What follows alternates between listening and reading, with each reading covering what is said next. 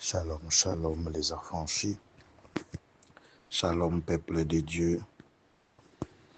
C'est l'ère de l'édification. Seigneur Père éternel, merci pour ton onction sur moi. Merci Seigneur Père éternel parce que tu veux parler à travers moi. Père de gloire, que toute parole qui sortira de ma bouche soit comme le marteau qui va détruire toute incrédulité. Seigneur Père de gloire, que ta parole qui est le paix tranchant puisse travailler le cœur de ton peuple. Pour ta gloire, au nom de Jésus-Christ, j'en suis prié. Amen. Nous avons comme thème la puissance spirituelle de remercier Dieu pour tout. Il y a une puissance spirituelle dans la gratitude à Dieu pour toutes choses. Il y a des instants que nos cœurs oublient la force silencieuse de la gratitude.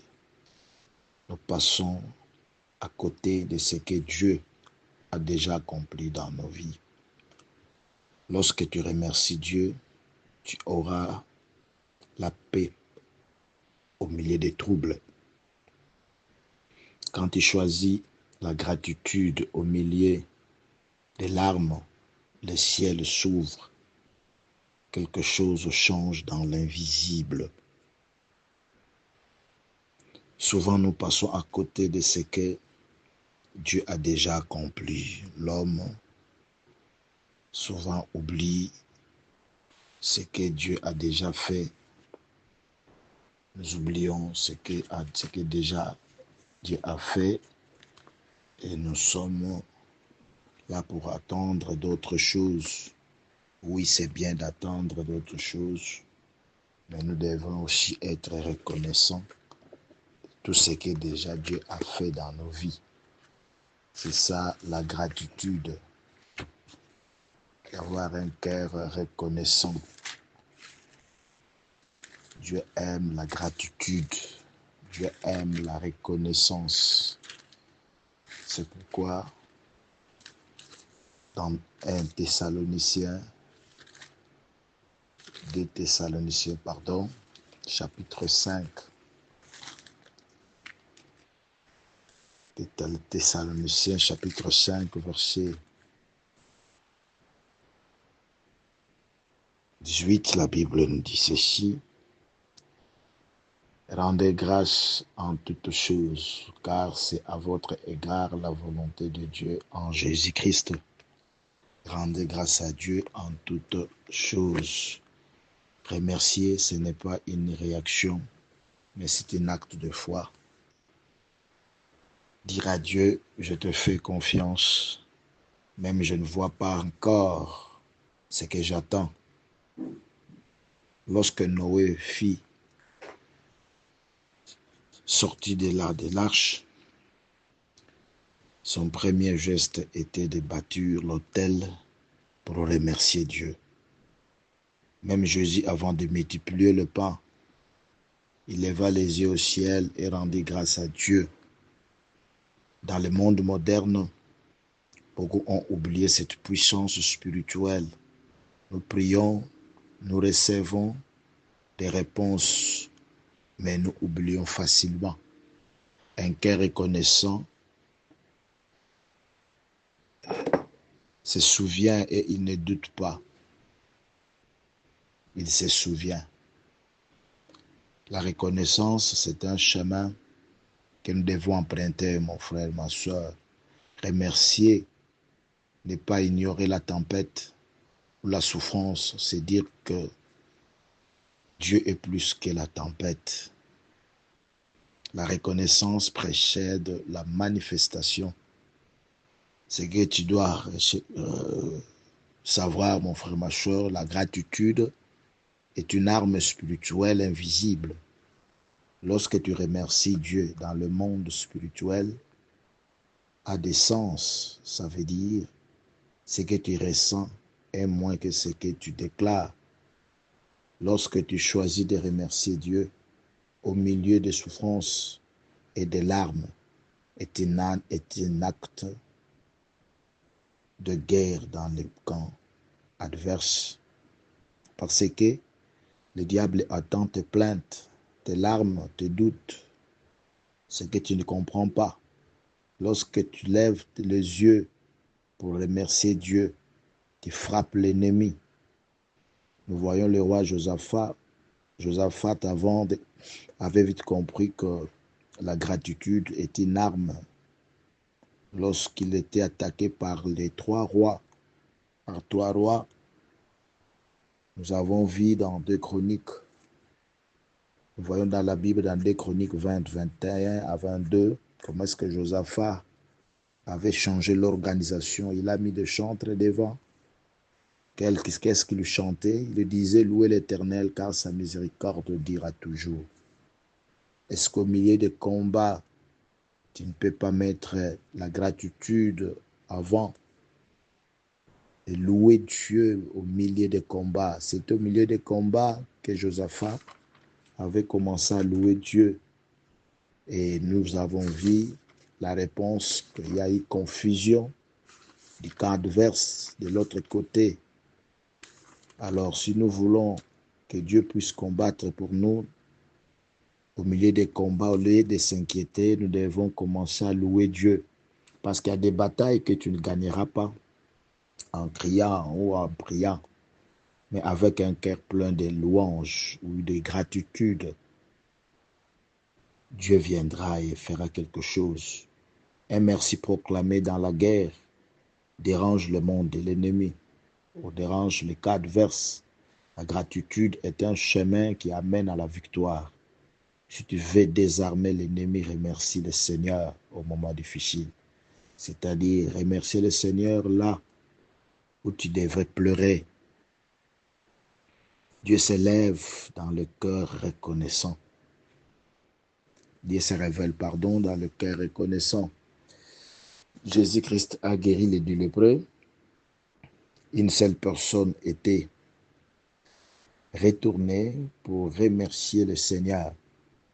Jésus lui a dit, ta foi t'a sauvé. Lui seul était transformé intérieurement. Dans Luc 17, verset 19, Dieu cherche un cœur humble et reconnaissant pour déposer de bénédictions. Dieu cherche des hommes qui lui disent, je ne comprends pas, mais je te rends grâce. Cultiver un cœur reconnaissant, c'est ce que tu as. Cultiver un cœur reconnaissant, c'est une bonne chose. Cultiver un cœur reconnaissant de ce que tu as reçu de Dieu, de la part de Dieu. Ce que tu as déjà entre tes mains, tout ce que Dieu a déjà fait dans ta vie. Il faut être reconnaissant en regardant ta vie, là où Dieu t'a ramassé, là où tu as commencé ta vie, et ce que Dieu est en train de faire dans ta vie. Cultiver un cœur reconnaissant de ce que tu as déjà reçu. Il y a beaucoup de choses que Dieu a déjà fait dans ta vie. Commencez à remercier Dieu avec ce que tu as déjà reçu. Au lieu d'attendre de nouveaux miracles, il y a des choses que Dieu déjà a fait. Il faut reconnaître Dieu dans tout ce que Dieu fait. La gratitude précède toujours les miracles. Dans Jean 11, 41, Jésus nous enseigne que la reconnaissance est un signe de foi, un acte prophétique.